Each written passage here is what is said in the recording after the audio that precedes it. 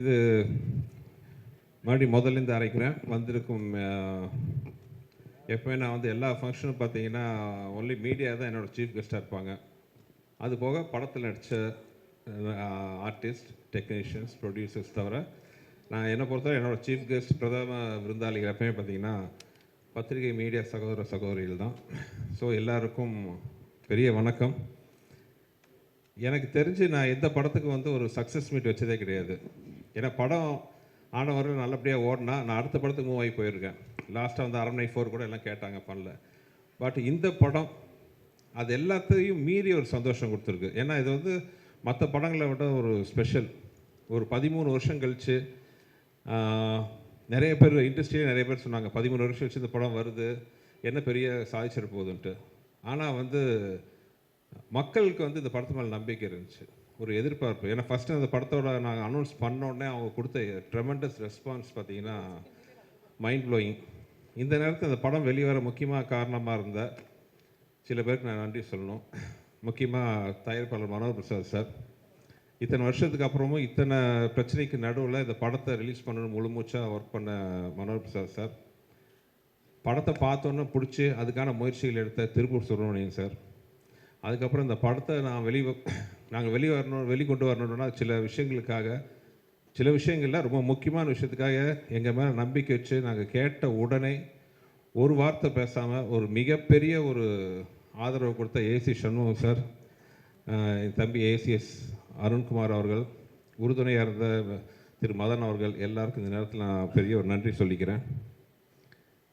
அப்புறம் என்னோடய மிகப்பெரிய நன்றி பார்த்திங்கன்னா, நான் அதான் தெய்வங்கள்னு சொல்கிற ரசிகர்கள். படம் ஆரம்பத்துலேருந்து இந்த படத்துக்கு அவங்க கொடுத்த ஆதரவு, அதுக்கு சப்போர்ட்டாக துணை நின்ற மீடியா, சோஷியல் மீடியா, பத்திரிகை சகோதர சகோதரிகள், பெரியவர்கள் அனைவருக்கும் என்னுடைய மனமார்ந்த நன்றி.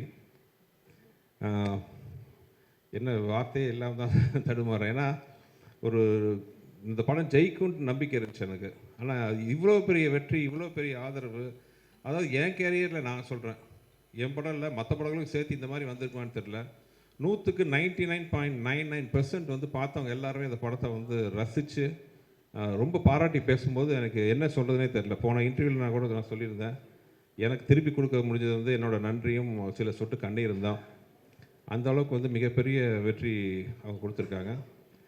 அதேமாதிரி இந்த படத்தில் ஒர்க் பண்ண ஆர்டிஸ்ட் எல்லாத்துக்கும், ஏன்னா அது வந்து கொஞ்சம் ஷூட்டிங்குமே வந்து ரொம்ப ஈஸியான விஷயம் கிடையாது. நான் நிறையா தடவை சொன்ன மாதிரி என் குருநாதர் மணிவன் சார், மனோகரா சார் எல்லாம் நிறைய நான் அவங்களுக்கு சொல்லியிருக்கேன். அதே மாதிரி மெயினாக நடித்த ஹீரோயின்ஸ் 2 பேரும் 13 வருஷம் கழிச்சும் இன்னும் அழகாக கிளாமரஸாக ரசிகர்களோட கனவு கண்ணியாக வளம் வர்ற அளவுக்கு அருமையாக இருக்கிற அஞ்சலி அண்ட் வரு 2 பேருக்கு தேங்க்ஸ். இதில் என்னென்னா, வரு வந்து லாஸ்ட் மினிட்ல தான் அந்த ஷூட்டிங் வந்தாங்க. ஆக்சுவலாக ஒரிஜினலாக வந்து வேறு ஹீரோ நடிக்க வேண்டிய கேரக்டர். நாங்களாம் ஷூட்டிங் காரைக்குடி போயிட்டோம். நாளைக்கு அந்த ஹீரோயின் வரணும். டியூ டு சம் ரீசன்ஸ் கொஞ்சம் டேட் இஷ்யூ ஆச்சு, ஒரு வாரம் தள்ளி வர மாதிரி. பட் எங்களால் வந்து அந்த ஒரு வாரம் எல்லாம் காம்பினேஷன் இருந்துச்சு. ஜஸ்ட் ஒரு ஐடியா வந்து பண்ணி வரு கேட்டோன்னா உடனே ஸ்போர்ட்டிவாக ஒத்துக்கிட்டு வரு வந்தாங்க. ஸோ தேங்க்ஸ் டு வரு. அப்புறம் என்னோடய லக்கி ஹீரோயின் அஞ்சலி, கலகலப்பு, சூப்பர் ஹிட். அதுக்கப்புறம் மதகஜராஜா 2 பிளாக் பஸ்டர் மூவிஸில் வந்து என்னோடய ராசியான ஹீரோயினாக ஒர்க் பண்ண அஞ்சலி. எனக்கு ரொம்ப கம்ஃபர்ட்ஸ் ஒரு ஒர்க்கிங் ஜோன் வந்து அஞ்சலி கூட இருக்குது. ஏன்னா ஒரு டைரக்டராக நம்ம சொல்கிறத நம்பி ஒரு ஆர்டிஸ்ட் பண்ணும்பொழுது அது ஹீரோக்கள் கூட எனக்கு அந்த கம்ஃபர்ட் ஜோன் வந்துருக்கு. கார்த்திக் சார், விஷால், இவங்கெல்லாம் வந்து முழு மூச்சாக வந்து நம்பி இறங்குவாங்க. ஓகே, அவங்களுக்கு பிடிக்கலையோ நம்ம என்ன சொன்னாலும் வந்து ஒத்துக்கிட்டு இறங்குவாங்க. அந்த கான்ஃபிடன்ஸ் தான் நமக்கு பெரிய பூஸ்டர். அந்த கான்ஃபிடென்ட்டே வந்து நமக்கு கொஞ்சம் பயமும் வரும். ஐயோ இவ்வளோ நம்பி நம்மளை பண்ணுறாங்களே, நம்ம அவங்களுக்கு கரெக்டாக ரிசல்ட் கொடுக்கணுமே, அந்த பயம் ஒன்று வரும். அப்படி இல்லாமல் ஒரு டைரக்டரோட ப்ரொஃபஷனில் தலையிட்டாங்கன்னு வைங்களேன், ஓகே நீங்கள் சொல்கிறீங்க நான் செய்கிறேன்ட்டு நம்ம பொறுப்பை வந்து ஷேர் ஆகிடுது. வேறு அந்த டைரக்டரை நம்பி நீ ஓகே சார் நம்பி வரோம், நீங்கள் நல்லபடியாக பண்ணுங்கிற போது எங்களோட பொறுப்பு அதிகமாக கூடியிருது. அந்த வகையில் பார்த்தீங்கன்னா அதே மாதிரி அஞ்சலி, சில ஹீரோயின்ஸ் தான் வந்து நம்ம என்ன சொன்னாலும் நம்பி, ஒரு படத்தில் ஆற்றுல குதிக்க சொன்னால் குதிச்சிட்டாங்க உண்மையாகவே. அந்த மாதிரி ஒரு நம்பி இறங்குற ஹீரோயின். வெறும் அழகு மட்டும் இல்லாமல் திறமை இருக்கிறதுனால தான் இவ்வளோ நாளாக. ஏன்னா அவங்க வந்து ஒரு சின்ன பொண்ணாக நான் வந்து முதல்ல அவங்க கூட ஒர்க் பண்ணேன் லாங் ஆகும். என் வயசை சொல்லி என்னை டேமேஜ் பண்ண மாதிரி அது எந்த வருஷத்தை நான் சொல்லலை. அப்போ ஆரம்பித்து இந்த நிமிஷம் வரைக்கும் வந்து ஒரு டாப் ஹீரோயினாக இருக்கிறாங்க. Congrats Anjali, and thanks for the cooperation you given to this movie. Thank you. அப்புறம் சந்தானம். சந்தானம் நான் பார்த்தீங்கன்னா ஒர்க்கிங் ரிலேஷன்ஸ் எக்கச்சக்கம். இதுக்கு முன்னாடி நான் போன இன்டர்வியூலேயே கலகலப்பூர் 5 நாள் தான் பண்ணார். தீயா வேலை செய்யணுக்கும் ஒரு 6 days. பட் இந்த படம் வந்து படம் ஃபுல்லாக எக்ஸப்ட் ஃபைட் சாங்கை தவிர படம் ஃபுல்லாக விஷாலோட ஒரு ட்ராவல் பண்ணார். அது ஒரு ரிசல்ட் இப்போ வந்து சூப்பராக வந்திருக்கு. Santhanam and Sonu suit.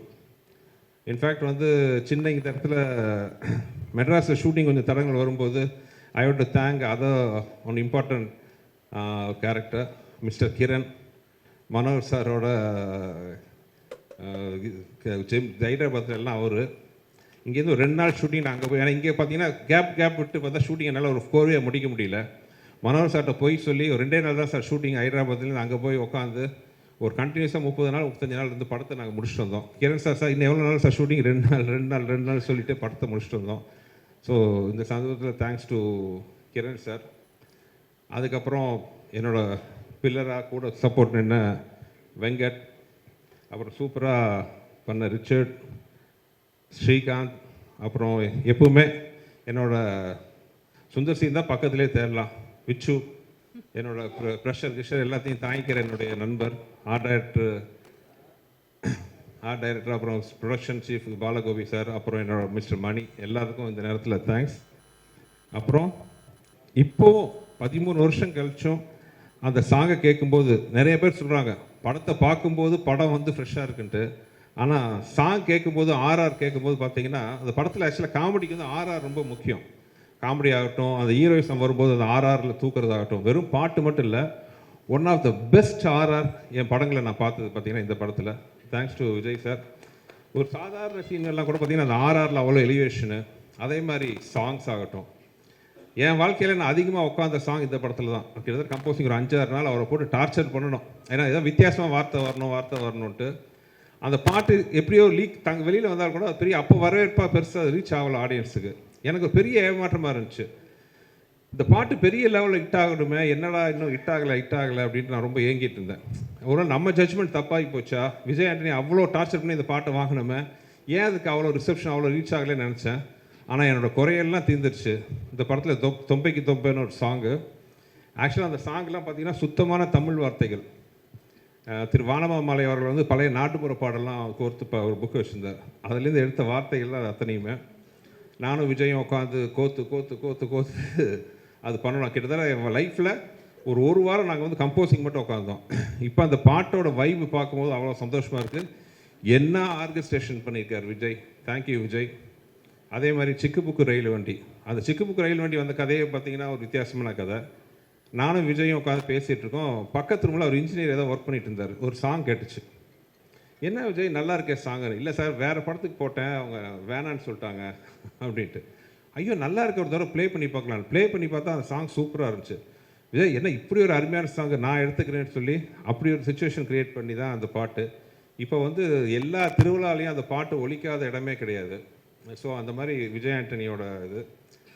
அப்புறம் ஜெமினி ப்ரொடக்ஷன்ஸ், இப்படியெல்லாம் ப்ரொடக்ஷன் அமையறதுக்கு உண்மையாகவே டிலே ஆச்சுங்கிறது வேறு விஷயம். பட் ப்ரொடக்ஷனில் வந்து அந்த படம் பண்ணிகிட்டு இருக்க போது ஒரு வார்த்தை வந்து உங்களுக்கு இது வேணுமா, இது தேவையா, செலவு கம்மி பண்ணுங்க, அந்த ஆர்டிஸ்ட் எதுக்கு, கதை இப்படி இருக்கா, சீன் இப்படி இருக்கா, ஒரு வார்த்தை கேட்கல.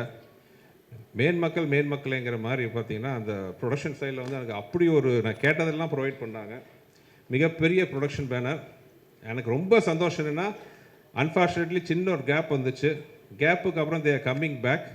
இந்த படம் மறுபடியும் ஜெமினி ப்ரொடக்ஷன்ஸோட கொடியை பறக்க வைக்கணும்னு நம்புகிறேன். மனோஜ் சாருக்கு request, you have to do lot of movies sir, you are coming back.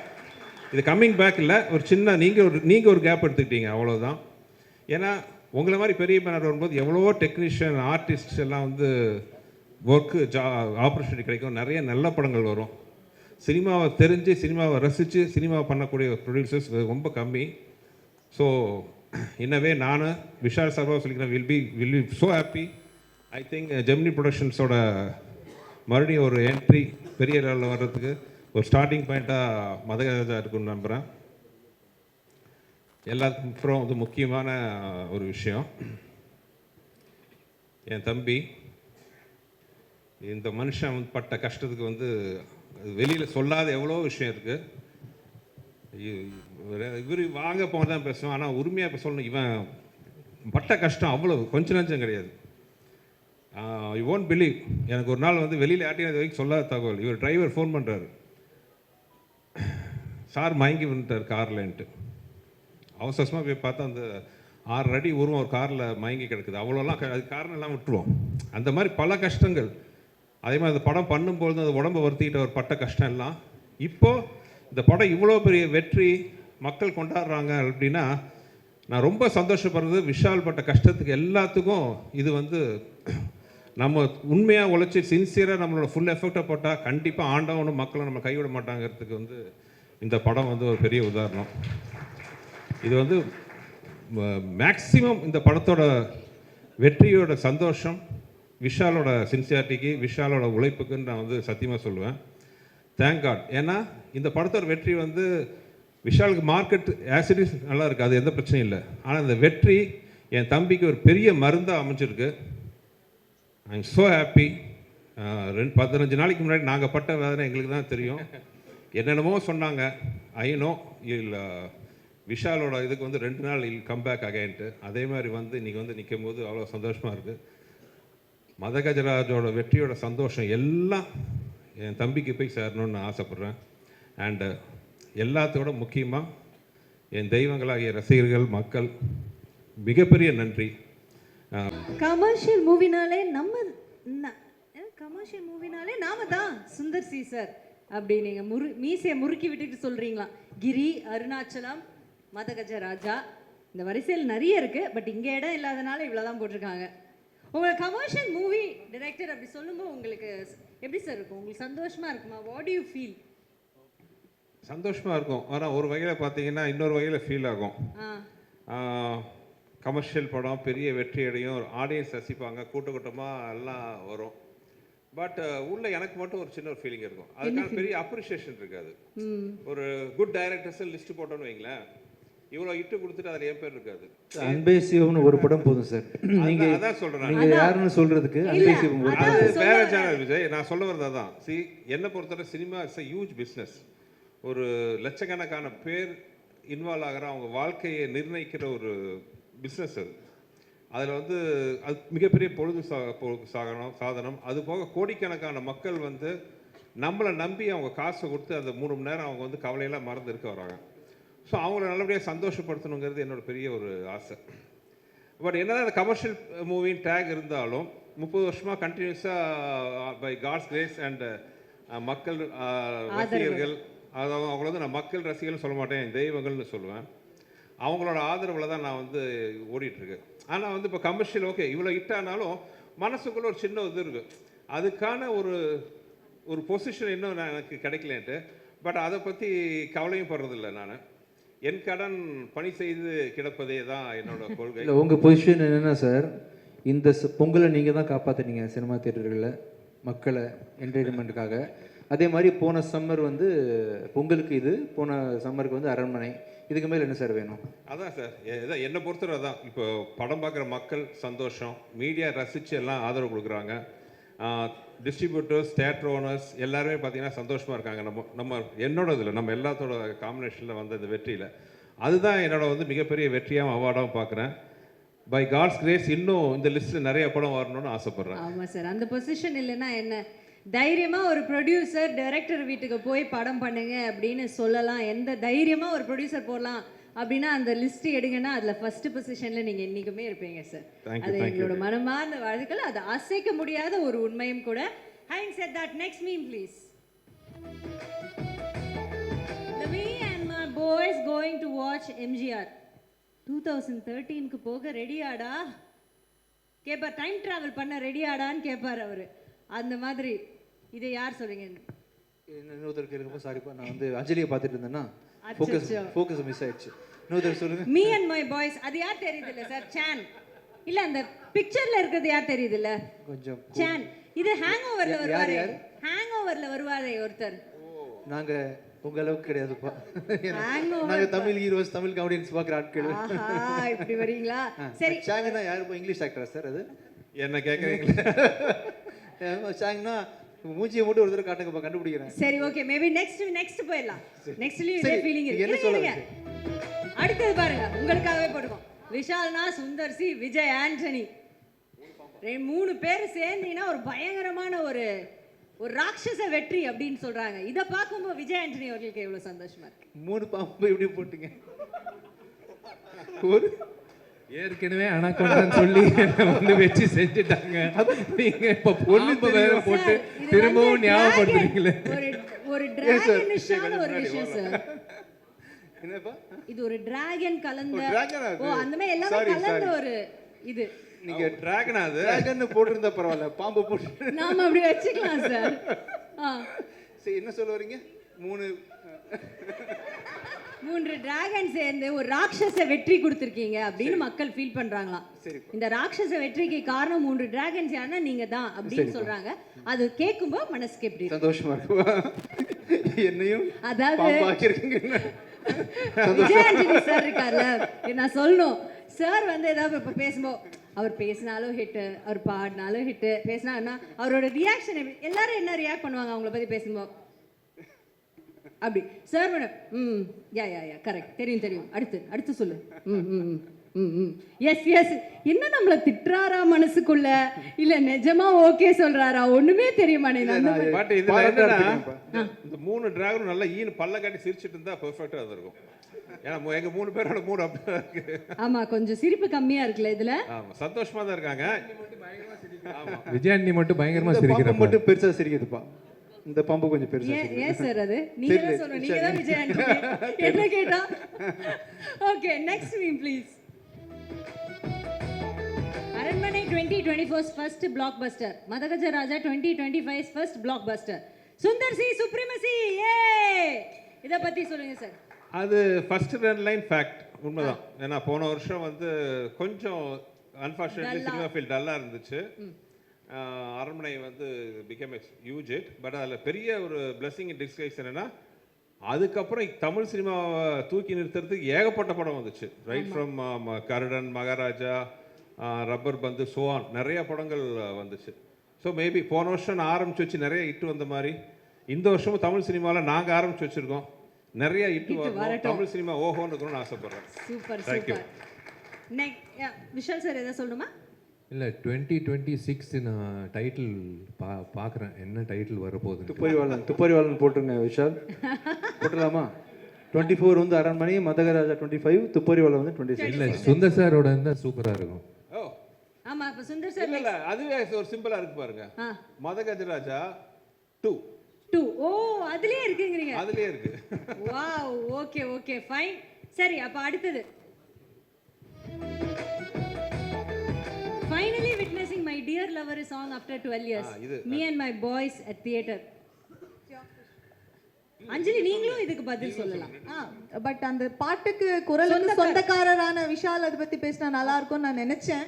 அவர் பேசட்டும். பட் அது முன்னாடி நீங்களும் ஏதாவது, ஏன்னா இப்படி ஒரு என்ன சொல்றது, ஒரு பிளாக் பஸ்டர் வைரலான ஒரு சாங்க்கு வந்து நீங்க இருந்திருக்கீங்களோ ஒரு பாட்டு. So why don't you say something? ரொம்ப ஹாப்பி, ரொம்ப சந்தோஷம். ஏன்னா நான் தியேட்டர்ல பார்க்கும்போது அந்த சாங்கான அந்த ரியாக்ஷன் இருக்குல்ல க்ரௌட்ல இருந்து, அல்டிமேட். அதில் இதுக்கு முன்னாடி விஷுவல்ஸ்லயும் அது பார்த்தேன். அது நான் அந்த அந்த இன்சிடென்ட் அந்த பிளேஸ்ல நான் இருந்தேன். அதனால என்னால் வந்து அதை சொல்ல முடியல, பட் என்னால் ஃபீல் பண்ண முடியுது ஆடியன்ஸ் எப்படி என்ஜாய் பண்ணுறாங்க. அண்ட் நான் நிறைய கேள்விப்பட்டிருக்கேன் இந்த சாங்காக நிறைய ஒரு செக்டர் ஆடியன்ஸ் வந்து படத்துக்கு போகிறாங்க அப்படின்னு. ஆமாம், கரெக்ட் தான், உண்மைதான். ஆனால் இங்கே நான் ஒரு உண்மையை சொல்லணும். நான் விஷால்லாம் உண்மையாகவே வந்து இந்த படத்தோட ப்ரீமியர் ஷோ ஆடியன்ஸ் பார்க்கும்போது கூட தான் உட்காந்து பார்த்தோம். 12 வருஷம் ஆச்சு. ஸோ நாங்கள் அந்த ரியாக்ஷன் தான் பார்த்தோம். தான் விஷாலோட ஆலோபன ரேஞ்சில் தான் உட்காந்து பார்த்தோம். உங்கள் மைண்ட் வாய்ஸில் இருந்தது விஷால் அவர்கள், உங்கள் மைண்ட் வாய்ஸில் என்ன இருந்தது? இல்லை, இது நான் ஏற்கனவே சொல்லிட்டேன் இந்த பேக் எண்ட் ஸ்டோரி. ஓகே, இந்த 2 ஜாம்பவங்கள் வந்து உள்ளே உட்காந்து டிஸ்கஷனு, கிளைமேக்ஸில் ஒரு பாட்டு. இது வந்து ஒரு கோக்கியான ஒரு லிரிக்ஸ் வேணும், பாவிஜய் எழுதியிருக்காரு. ஒரு பாடகர் வேணும். பாடகர் வந்து ரெகுலர் பாடகராக இருக்கக்கூடாது.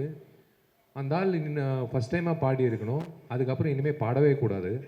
அந்த மாதிரி ஒரு பாடகர் இருக்கணும்னு எனக்கு தெரியாது இந்த மேட்ரு. நான் அப்போ தான் ரொம்ப உற்சாகமாக டோர் ஓப்பன் பண்ணி என்ன பாட்டு, கிளைமேக்ஸ் பாட்டுன்னு, இதோ இவன் தான் சிங்கர், சரி மெரிட்டில் நம்மளை கூப்பிட்றாங்க அப்படின்னு ஒரு நம்பிட்டீங்க அப்படி. தோல் தட்டிட்டு சரி ஓகே பாடிடலாம் அப்படின்ட்டு என் குருநாதர் இசை குருநாதர் விஜய் ஆண்டனிக்கு வந்து நான் நன்றி சொல்லிக்கணும். ஏன்னா அவர் எவ்வளோ ரிஸ்க் எடுத்திருக்காரு லைஃப்பில். இந்த மாதிரி ஒரு ரிஸ்க் வந்து அவர் எடுத்து எனக்கு கைமாற ஒன்று பண்ணால் போதும்ப்பா. நீங்கள் வெளியே யாருக்கு வேணால் 30 லட்சம் சார்ஜ் பண்ணுங்கள் ஒரு பாட்டுக்கு. எனக்கு ஒரு 10,000 ரூபா கம்மி பண்ணி கண்டிப்பாக ராயல்ட்டி இருக்கு. அவனி பிக்சர்ஸ்க்கு 20,000 ருபீஸ் கன்செஷன், எனக்கு 10,000 ருபீஸ் ராயல்ட்டி கன்ஃபார்ம், 2 பேருக்கு ராயல்ட்டி. ஆனால் கனவுலையும் நானும் விஜய் ஆண்டனி நினைக்கல நாளைக்கு ஆயிரக்கணக்கான மக்கள் விஷால் மைக்கை பிடிச்சி பாட ஆரம்பிக்கிறதுக்கு முன்னாடியே அந்த குரலை கேட்க கைத்தட்ட போறாங்க. அந்த காட்சியை நாங்கள் பார்ப்போம்ட்டு இங்கே கனவுல கூட நாங்கள் நினைச்சு பார்க்கல. இல்லைங்க, YMCAல நான் கிரிக்கெட் நான் வந்து ஒர்க் அவுட் பண்ணியிருக்கேன். ஸ்டாலின் அங்கிளோட கிரிக்கெட் ஆடி இருக்கேன். இளையராஜா சார் 75 ஷோ நடத்தி இருக்கேன். அந்த YMCA இடத்துல வந்து ராஜா என் நண்பன், என்னோட கிளாஸ்மேட், என்னோட நெருங்கிய நண்பன் ஒரு 2 லைன் வந்து பாடு விஷால் அப்படின்னு சொன்னது சத்தியமாக கடவுளாக வந்து ஒரு வாய்ப்பு கொடுத்துருக்காரு. என்னெல்லாம் எனக்கு தெரிஞ்சு வள்ளுவர் கோட்டத்தில் கர்நாடிக் சிங்கர்ஸ் எல்லாரும் வந்து நாளை கழிச்சு வந்து தர்ணா பண்ண போகிறாங்க. அந்த மாதிரி இருக்க போது எனக்கு ரொம்ப சந்தோஷமாக இருக்குது. Because God gives you a lot of experiences as you have to enhance, you have to capitalize on every experience. வெறும் ஆக்டிங் இல்லை வேணாம் சிங்கிங் எது வந்தாலும் பண்ணோம். அது தப்பாக இருந்தாலும் பரவாயில்ல, எது வந்தாலும் பண்ணோன்னு என்னோட ஆசை. ஸோ எனக்கு இந்த சாங்குக்கு வந்த ரெஸ்பான்ஸ் வந்து தியேட்டரில் எனக்கு நிறைய பேர் ஃபோன் பண்ணி சொல்கிறாங்க, இது ஏன் வந்து முதல்ல போடல, நாங்கள் அடுத்து ஃபுல் படம் பார்க்க வேண்டியதாக இருக்குது 2வது வாட்டி அப்படின்னு சொல்கிறாங்க.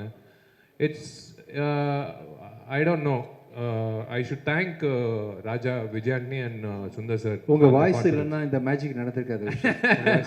வழக்கமாக டிடி என் கான்சர்ட்ல வந்து கடைசி பாட்டு வந்து நாக்கமுக்கா தான் போடுவோம், இல்லை மச்சக்கண்ணி கொம்மா அது மாதிரிலாம் போடுவோம். இந்த தடவை வந்து ஆடியன்ஸ் லாஸ்ட் பாட்டு வந்து விஷாலோட பாட்டில் முடிக்கணும் அப்படின்னு சொல்லிட்டு நாளைக்கு கடைசி பாட்டு வந்து விஷாலோட மை டியர் லவர். தமிழ்நாடு மக்களோட விதி. நான் வேணா இன்னும் ட்ரை பண்ணுறேன். ஆக்சுவலாக இந்த மை டியர் லவர் வந்து நம்ம கர்நாடிக்கில் ட்ரை பண்ணோம் சார். ஆடியன்ஸ்க்காக இந்துஸ்தானி ட்ரை பண்றீங்களா நாளைக்கு? கசல் வெஸ்டர்ன் கூட பாடுறேன், என்ன வேணாலும் பாடுறேன், வெஸ்டர்ன்ல கூட பாடுறேன், போஜ்பூரியில கூட பாடுறேன். எனக்கு பிரச்சனையே கிடையாது. பாவம் கேட்கறவங்க தான் கல் எடுத்து அடிக்காம இருந்தா சரி. போலீஸ் கிட்ட சொல்லி அந்த கல்லெல்லாம் பொறுக்கி வெளில தூக்கி போட சொல்லணும் ஃபர்ஸ்ட். ஏன்னா பெரிய ரேம்ப் போட்டிருக்காப்ல ராஜா. எல்லாம் பேசுறீங்க, நாளைக்கு பாருங்க என்ன நடக்க போகுதுன்னு. அந்த ஸ்டேஜே மிரள போகுது. இல்ல, என்னோட முதல் கான்சர்ட்ன்றது என் லைஃப்லயே நான் எதிர்பார்க்கல, சத்தியமா சொல்றேன். என் லைஃப்லயே நான் எதிர்பார்க்கல. இப்படி நீங்க உங்க முதல் கான்சர்ட் ஃபீல் பண்ணிருக்கீங்களா சார்? இல்லப்பா, இந்த வரவேற்பு கிடைச்சதே இல்ல. ஓவர் நைட் நான் இவ்வளவு ஃபேமஸ் எல்லாம் ஆகலப்பா ஆக்சுவலா. Okay sir. Okay, anyways thank you, super. And இந்த இதுல வந்துட்டு விஜய் ஆண்டனி சார் உங்களோட கான்சர்ட் வந்து தனி வைபா இருக்கும். ஏற்கனவே சென்னை அது விட்னஸ் பண்ணியிருக்கு. One more time this year அவங்க விட்னஸ் பண்ண போறாங்க. So all the best for that. நாளைக்கு அது நல்லபடியாக நடக்கணும். சூப்பராக பண்ணுங்க. Saying that next time travel பண்ணுற மாதிரி ஃபீல் பண்ண வைக்க போகிற எல்லா ஆர்டிஸ்ட்க்கும் நன்றி. நீங்கள் ஏற்கனவே சொன்ன மாதிரி Santhanam sir and Manobala sir. Santhanam sir பற்றி கூட பேசிட்டீங்க, பட் மனோபாலா சார் பற்றி நீங்கள் ஒரு வார்த்தை சொன்னோன்னா what do you want to recollect and say sir? இல்லை, ஆக்சுவலாக அதுக்கு முன்னாடி ஒரே ஒரு விஷயம், ஒரு சாரி இது நடுவில் இன்டரப்ட் பண்ணுறேன்னு. இந்த படத்தில் நடித்த 3 நடிகர்கள், சுந்தர் சி சாரோட குருநாதர் மணிவண்ணன் சார், அப்புறம் மனோபாலா சார், அப்புறம் சோனு சூதுக்கு பிஏ நடித்த சிட்டி பாபு இறந்துட்டாங்க. அவங்களுக்காக ஒரு நிமிஷம் மௌன அஞ்சலி பண்ணால் நல்லாயிருக்கும் இந்த நேரத்தில்.